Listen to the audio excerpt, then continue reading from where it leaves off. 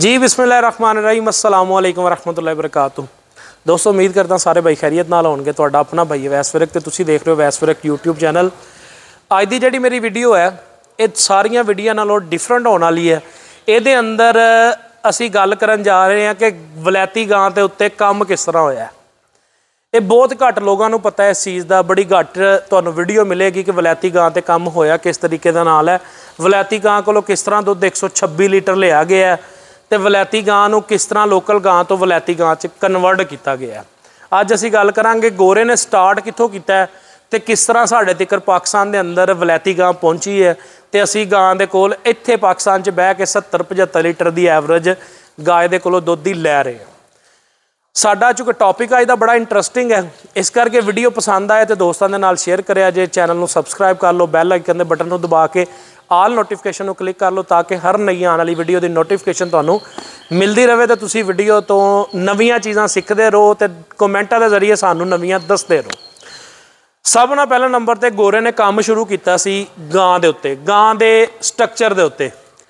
उन्हें गां नूं छोटे कद वाली गां दे उत्ते मेहनत की है, उहदा स्ट्रक्चर चेंज किया, उहदा स्ट्रक्चर बनाया, वड्डियां गावां च उहनूं बदल दिता। जिन्हां गावां दी बॉडी जिहड़ी है 3 फुट 3.5 या 4 फुट तो चुक्या, उन्हें चुक के गां नूं 6 फुट ते लै गया। 6 फुट ते जाके पहला उहदा काम सी जानवर दी बॉडी दा स्ट्रक्चर बनाना। उन्हें स्ट्रक्चर ते काम किया। साडे कोल पाकिस्तान दे अंदर गावां आनियां शुरू हो गईयां अच्छे स्ट्रक्चर दे उत्ते, वड्डे कद वालियां गावां आईयां, लेकिन उन्हां दे कोल हवाने दा साइज़ वड्डा सी, थन जिहड़ा ओह उंगली चीची दे बराबर सी, बिल्कुल बारीक, जिहड़ी साडे कोल अज तो 15 साल पहले वलैती गां साडे मुल्क च आई है। उस तो बाद उन्हें देखा है कि वलैती गां लोग पसंद तो बहुत करन लग गए ने, लेकिन पसंद तो बाद लोगों के कोल थना के हवाले नाल इस जानवर की इन्नी बुकत कोई नहीं है। थन की वजह तो जानवर की कीमत घट है, थन की वजह नाल जानवर की खूबसूरती भी घट है। दुध जानवर भावें जितना मर्जी दे रहा है, सिर्फ इनू कॉरपोरेट डेयरी या कमर्शियल डेयरियां वाला परचेज कर रहा, लोकल फार्मर इनू लै ही नहीं रहा। फिर उन्हें दूसरा काम करना शुरू किया जानवर के हवाने के उत्ते। उन्हें बोतल नुमा हवाने से जानवरों के। दूसरा फिर गोरे ने काम किया है जानवर के हवाने के उत्ते। तुसीं अज तो 15 साल पहले जिहड़ियां वलैती गावां देखियां ने, उन्हां गावां के हवाने बोतल नुमा लंबे लंबे हवाने सी और थन अगले पिछले थन च बहुत ज़्यादा फासला सी। जिहड़े आमने सामने वाले थन सी उन्हां दे विच फासला बिल्कुल थोड़ा जिहा सीगा। उन्हें देखा कि लोग इस हवाने नूं भी पसंद नहीं कर रहे। उन्हें गोरे ने इस हवाने के उत्ते काम करना शुरू कर दिता। उन्हें हवाने नूं चुक्या, गुलाई लंबाई तो गुलाई वाली साइड ते लैके आया। फिर उन्हें देखा जी गुलाई च हवाना भी पसंद नहीं किया जा रहा, बरीक थन भी पसंद नहीं किया जा रहा, मजीद इहदे ते काम किया जाए। गोरे ने फिर गां ते मेहनत करनी शुरू करती। फिर गोरे ने गां दा थन चुक्या, इनू चुक के मुट्ठी मुट्ठी कर दिता। अज साडे कोल साडे मुल्क दे अंदर बाहर दी जिहड़ी गां आ रही है, अज तो 15 साल पहले जिहड़ी साडे मुल्क च गां आ रही सी उहदा चीची वर्गा मोटा थन सीगा, बिल्कुल मतलब इहदे चों आम बंदा चुआई नहीं सी कर सकदा। बहुत सारियां मैं गावां देखियां ने जिहड़े लोग पोटे दे नाल ते शहादत वाली उंगली के नाल उहदी चुआई करते सन। इस तो उन्हें वड्डा किया, चीची ते लिया, चीची तो फिर उन्हें हवाने ते मेहनत की, फिर उन्हें थन ते मेहनत की। हुण गावां दे अंदर थन जिहड़ा मुट्ठी मुट्ठी ते दोहरा थन बना लिया। सारियां चीज़ां ते उन्हें गां दी ते काम कर लिया, गां दी बॉडी स्ट्रक्चर वड्डा कर लिया, गां दा हवाना वड्डा कर लिया, गां च दुध की पैदावार ज़्यादा कर लई है। फिर उन्हें गां दे थन ते काम किया, बॉडी ते काम कर लिया, हवाने ते काम कर लिया, थन ते काम कर लिया, सारियां चीज़ां ते काम कर लिया। हुण उन्हें जनाब गां दे काले थन ते भी काम कर लिया। साडे लोग चूँकि चिट्टे थन नूं घट पसंद करते सन, काले थन नूं लोग ज़्यादा पसंद करते सन। उन्होंने मेहनत की है, गां दा थन भी काला कर लिया। गां च सारियां चीज़ां पूरियां कर लियां, सिर्फ एक चीज़ गोरे कोलों हजे तक मिस है और वो मेरा ख्याल है शायद आने वाले वक्त भी मिस ही रहे, 100 साल तक भी वो चीज़ कवर ना हो सके। वो की है कि गां दी गर्मी। चूँकि साडे लोकल माहौल के अंदर गां गर्मी बहुत ज़्यादा करती है, उन्होंने लोगों के उत्थे गर्मी नहीं है, उन्होंने गर्मी ते कंट्रोल नहीं किया, ना उन्होंने गर्मी ते कंट्रोल करने वास्ते काम करने की जरूरत है। अगर वो कल नूं साडे मुल्क वास्ते, साडे मुल्क दीयां गावां वास्ते अगर काम करना चाहन, वो अगर गर्मी ते कामयाब हो गए तो आने वाला जिहड़ा वक्त है वो है ही सिर्फ इन्हां वलैती गावां दा, जिहदे च बहुत सारियां नस्लां ने गावां दीयां, जिन्हां च HF आ जाती है, जर्सी आ जाती है, जिन्हों असी अपना जिहड़ा रैड फ्रीजन आ जाती है, डच आ जाती है, होर बहुत सारियां ब्रीड ने और ये मुख्तलिफ किस्म के जिहड़े अगे ये पाकिस्तान के अंदर जिहड़ियां नस्लां ने ये मौजूद ने। इन्हां दे अंदर साडा जिहड़ा देसी फार्मर है सादे माहौल दे नाल गां नूं चला रहा है, उन्हें गां वास्ते सादा जिहा शैड बनाया है। हुण तुहाडे सामने शैड है जी, शैड देखो तुसी माशाअल्लाह। इहदा जिहड़ा फीडिंग पार्लर है यह दरम्यान वाली खुरली है, जिस जगह ते गां ने खलो के पट्ठे खाने ने। इहदी ऊंचाई तकरीबन 20 तो 22 फिट के करीब है। ਉਹਦੇ ਨਾਲ वाला ਜਿਹੜਾ फार्म है जिधर गां ने खड़े होकर फीडिंग एरिया जिन्हों असीं कहने जिथे गां ने खड़े होकर पट्ठे खाने ने, वो एरिए की छत जी 20 फुट पर है, नाल वाली छत जी 18 फुट पर है। ये हुण साडी जदीद फार्मिंग है। पूरी दुनिया के अंदर जिहड़े शैड लग रहे हैं, पाकिस्तान के अंदर भी जिहड़े शैड लग रहे हैं वो इस तरीके नाल लग रहे हैं। कोई 3 छत्तां वाला पहले बना रहा सी, स्टार्ट पाकिस्तान के अंदर 3 छत्तां तो होया सी, फिर 5, हुण लोग 7 छत्तां ते चले गए ने।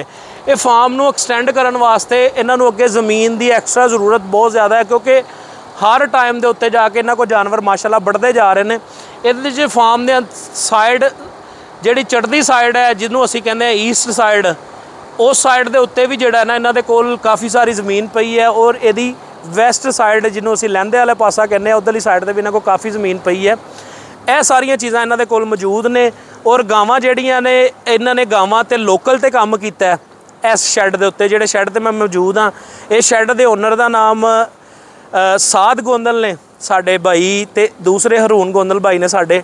ये उन्हां दा फार्म है। इन्हां ने लोकल सिस्टम तो सारा सैटअप शुरू किया सीगा। इन्हां कोल लोकल गावां सन क्रॉस के अंदर, जिहड़ियां गावां साडे कोल देसी माहौल के अंदर 13-14 किलो 10-12 किलो 13 किलो दुੱਧ कर रही सी। उन्हां गावां दे उत्ते इन्हां ने, मैं लास्ट टाइम एक वीडियो तुहाडे नाल शेयर की सी कि सीमन अच्छे ते काम करो, अच्छी गां ते काम करो। अगर तुसी गां की प्रोडक्शन ज़्यादा कर लई, तुहाडे कोल दुੱਧ दा रेट घट भी होएगा तो तुहाडा फार्म फिजिबल रहेगा। अगर तुसी दुੱਧ की एवरेज ना बढ़ा सके, तुसी 300 रुपये लीटर भी दुੱਧ कर लिया तो तुहानूं कोई फायदा नहीं है। हुण इस फार्म के उत्ते इस टाइम दुੱਧ की एवरेज चल रही है 23 तो 24 लीटर की।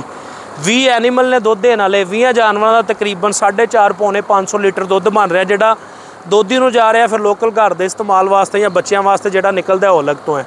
यह सारा फार्म है। इस फार्म की तुहाडे नाल नर्सरी भी शेयर करते हैं। इन्हां ने गां ते काम करके गां माशाअल्लाह बहुत अच्छी कर ली है, गां की एवरेज बहुत अच्छी कर ली है, गां का स्ट्रक्चर बड़ा प्यारा बना लिया है। उस तो बाद साडे कोल इन्हां दियां लास्ट टाइम जिहड़ियां हिफरां तैयार हो रही ने, साडियां जिहड़ियां फस्ट टाइमर इस फार्म ते झोटियां वछियां तैयार हो रही ने, वो भी तुहानूं दिखाने आ। माशाअल्लाह बड़े खूबसूरत हवाने बना रही ने, बड़े खूबसूरत उन्होंने बॉडी स्ट्रक्चर बने ने, कलर कंबीनेशन बहुत अच्छा आया है। अच्छे बीज दियां यही निशानियां ने साडे फार्म के उत्ते। आओ तुहानूं दिखाने आ जी सारियां इंशाअल्लाह। यह फार्म के अंदर क्यूबिकल लगे हुए हैं। क्यूबिकल असीं कहने आ जिहड़े सामने पाइप लगे हुए हैं नीले कलर के, जिन्हां दे विच रेत सुट्टी हुई है, गां सकून दे नाल बैठी है, फैन चल रहे हैं गां दे। इस तो बाद नाल शावर मौजूद ने। यह शावर लगे हुए हैं साडे कोल। साथ में शावर चलाया जरा एक दोस्तों, शावर चल गए ने। यह तुसीं देखो वैड़ी जिहड़ी है आप शावर के थल्ले आ रही है। साडा फार्मर कहता जी गां नूं नवाना नहीं चाहिए। क्यों नवाना नहीं चाहिए जी? गां अल्लाह ताला ने प्लास्टिक की पैदा की है। जिवें इंसान का जिसम अल्लाह ताला ने हड्डी गोश्त नाल बनाया है, मझ का जिसम हड्डी गोश्त नाल बनाया है, गां का जिसम भी हड्डी गोश्त नाल बनया। पानी उहदी भी उन्नी ज़रूरत है जिन्नी दूसरे जानदारां की ज़रूरत है।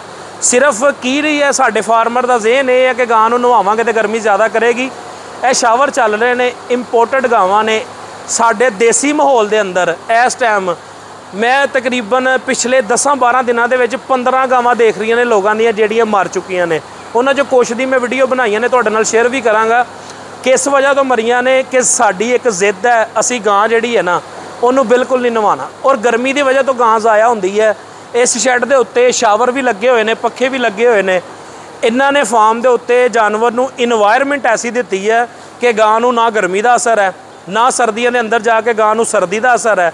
गां दुੱਧ भी ठीक दे रही है, गां वज़न भी रोज़ वधा रही है, और गां गर्मी तो भी बची हुई है। और इस शैड के उत्ते अल्लाह के हुक्म नाल इंशाअल्लाह आने वाले वक्त भी मेटोलिटी गर्मी की वजह तो कभी नहीं हो सकती, क्योंकि इस फार्म की इन्वायरमेंट ही ऐसी ज़बरदस्त है। इस फार्म के उत्ते गावां जनाब फस्ट टाइमर ने, सारियां जिहड़ियां सूण वालियां ने, घर दियां ने। कलर कंबीनेशन देखो तुसीं, माशाअल्लाह स्ट्रक्चर प्यारे बन चुके हैं, थान सोहणे बना रही ने। कुछ जिहड़ियां तैयार ने बिल्कुल, कुछ जिहड़ियां ने 2 महीने 2.5-3 महीने तक सूण वालियां ने। इस फार्म की अगली नर्सरी जिहड़ी है वो है साडे कोल है, देख सकते हो तुसीं माशाअल्लाह। ये नर्सरी इन्हां दे सामने टोटल ड्राई मैटर पिया जी, जिन्हों असीं कहते हैं खुश्क चारा। साडा फार्मर जिहड़ा है वो समझदा है कि सब्ज़ चारे तो बगैर बच्चा कभी पल नहीं सकता। ਇਹ सब्ज़ चारे तो बगैर पलते पे ने, और इन्हां दी ग्रोथ साडे आम जिमीदारां नालों बेहतर है। क्यों बेहतर है? क्योंकि इत्थे जानवर नूं पेट लटकाउण वास्ते जिहड़ा असीं सब्ज़ चारा पाने आ वो सब्ज़ चारा मौजूद कोई नहीं है। बच्चे नूं जदों असीं सब्ज़ चारा पाने आ सब्ज़ चारे की वजह नाल उहदा पेट लटक जाता, उपरों हड्डियां निकल जांदियां ने, जानवर कमज़ोर हो जाता है। अगर हाइट उहदी 2.5 फुट भी होगी तो फिर थोड़ा जिहा छोटा हो जाता है।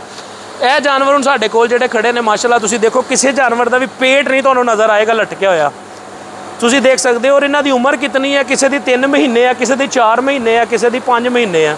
और इन्हां ने आने वाले 6 महीनों के अंदर अंदर सारियां ने क्रॉस हो जाना है। साडे को मूँह 2 दंद भी नहीं होने तो जानवरां ने सू जाना है। मज़ेदारी यही है इस फार्म के उत्ते।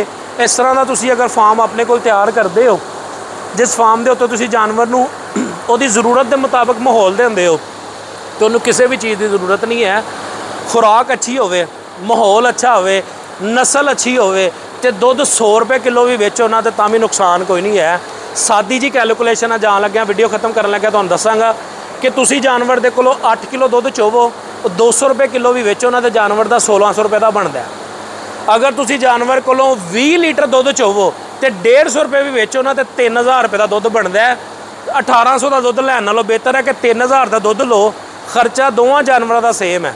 1800 वाले जानवर ने भी 6 किलो वंडा खाना है और जेड़े जानवर ने 3000 का दुध देना उन्हें भी 6 तो 8 किलो वंडा खाना है। अगर 200 रुपया ज़्यादा खर्चा करके तुहाडे कोल 1000 रुपये का जानवर दुध ज़्यादा पैदा कर रहा है तो बेहतर यह है कि तुसीं अपने जानवर की खुराक दे विच अच्छा वंडा ਉਹਦੀ सिलैक्शन करो।